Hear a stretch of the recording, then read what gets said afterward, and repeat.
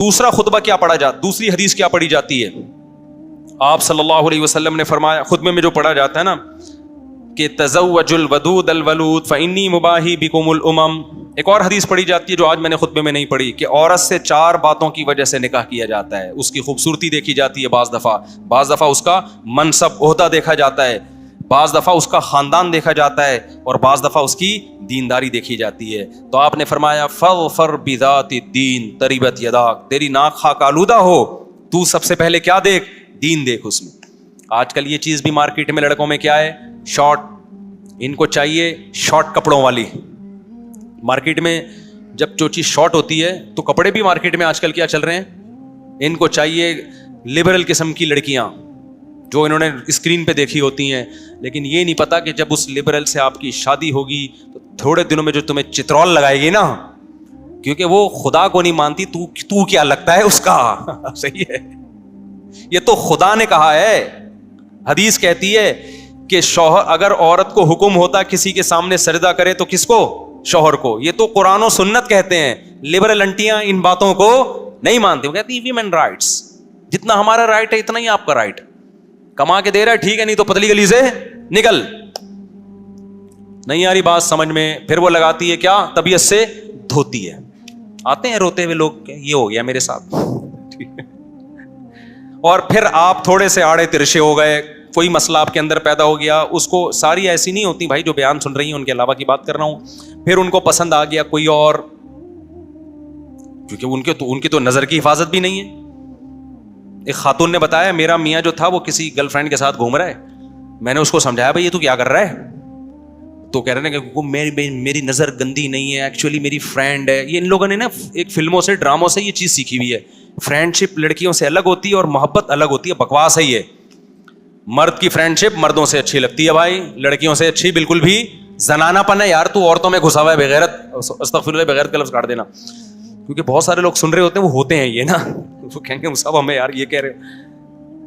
مرد مردوں سے دوستیاں لگاتا ہوا اچھا لگتا ہے، عورت سے ریلیشن بیوی کی صورت میں ٹھیک ہے بس، یا کوئی ایجڈ ہو بوڑھی ہے کہ وہ الگ بات ہے. جوان لڑکی ہے تو کیوں سے دوستی لگا رہا ہے بھائی؟ اور بدگمانی کتنی پھیلے گی. اللہ سے تو ڈرتے نہیں ہیں، پھر بیویاں کنٹرول کرتی ہیں. تو بیگم نے بولا کہ میرا میاں کسی لڑکی سے دوستی، لنچ ہو رہے ہیں اس کے ساتھ، ڈنر ہو رہے ہیں، میں اعتراض کرتی تو کہتے یہ میری کیا ہے؟ کلیگ ہے، فرینڈ ہے میرا، کوئی ایسا مجھ سے بدگمانی نہ کرو. اس خاتون بڑی ہوشیار تھی، اس نے کہا ٹھیک ہے کل سے وسیم میرا کیا ہے؟ فرینڈ ہے. میں لنچ کس کے ساتھ کروں گی؟ یہ جن لڑکیوں کی خواتین کے بھی میاں یہ حرکتیں کر رہے ہیں ان کے لیے ایک پیکج لے کر آیا ہوں.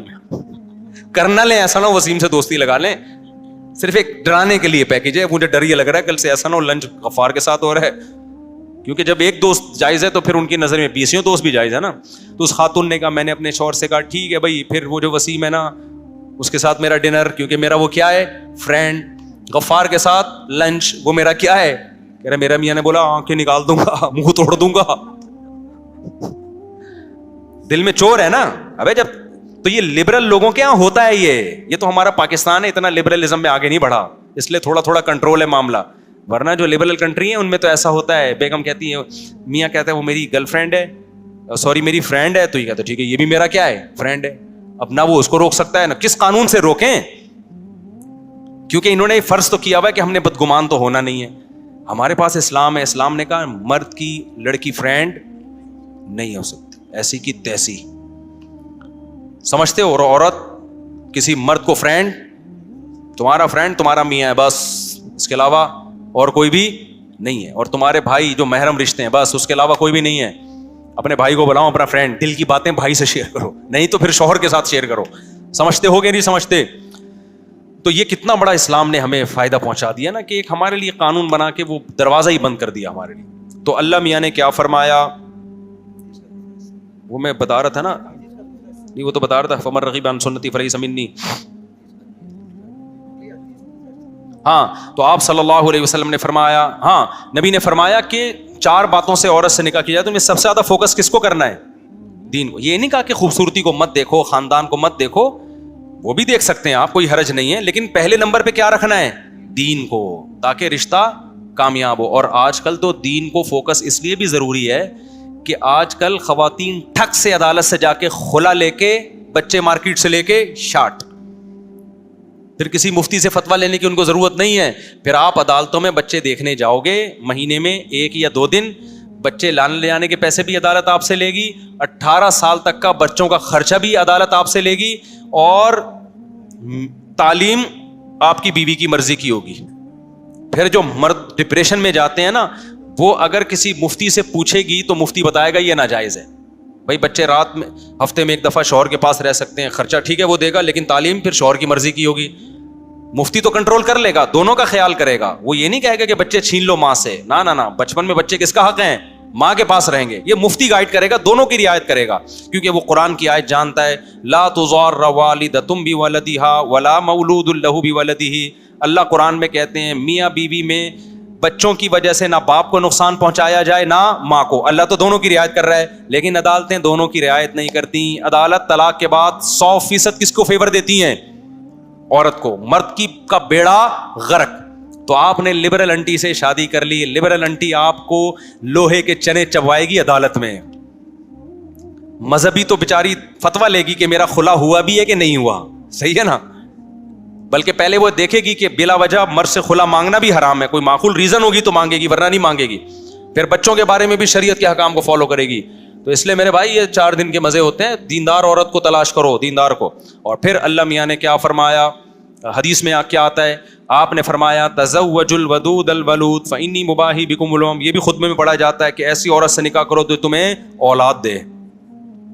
لبرل انٹیاں, ان کے اولاد کا سیٹ اپ نہیں ہے, تو کہتے ہیں ایکچولی ہم کو بچے پیدا کرنے کی مشین ہے. آدمی کمانے کی مشین ہے, ساری زندگی کماتا رہے گا. بچے پیدا کرنے کی مشین نہیں ہے عورت, لیکن بچے پیدا کرنا اس کی ذمہ داری ہے, جو صرف اسلام نے نہیں بلکہ نیچر نے لگائی ہے. یہ نیچر نے اس کی ذمہ داری لگائی ہے. اب نیچر سے کیسے بغاوت کرو گی؟ اور ہم تھوڑی کہہ رہے ہیں کہ پیدا کرتی رہے, اس میں وقفہ بھی کیا جا سکتا ہے. ایک وقفہ ہوتا ہے کہ بھائی 2-3 بچے ہو گئے تو صحت کے لیے یا نہیں پالے جا رہے, ایک وقفہ اس لیے ہوتا ہے. ایک ہوتا ہے بچے چاہیے ہی ہمیں 2-3, یہ غلط وقفہ ہے.